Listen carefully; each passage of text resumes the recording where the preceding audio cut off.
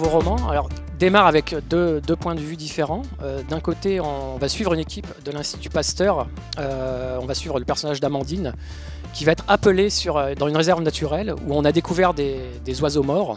Alors c'est un peu leur routine, donc ils interviennent. Sauf que cette fois-là, ils vont découvrir que ces oiseaux véhiculaient un virus complètement inconnu. Ici, en l'occurrence, la grippe. Et évidemment, ils sont tout de suite alertés puisque il faut déclencher tout un tas de plans.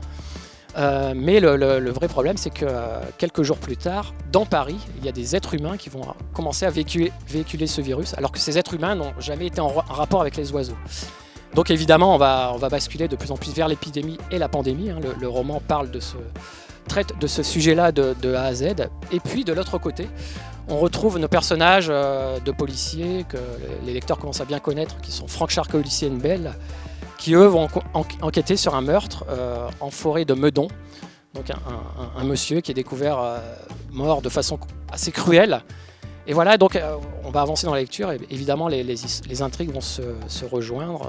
Les policiers et les enquêteurs, le GIGN du microbe vont enquêter sur vont avoir la même cause, c'est-à-dire essayer de comprendre qui a intérêt à répandre ce microbe dans la population.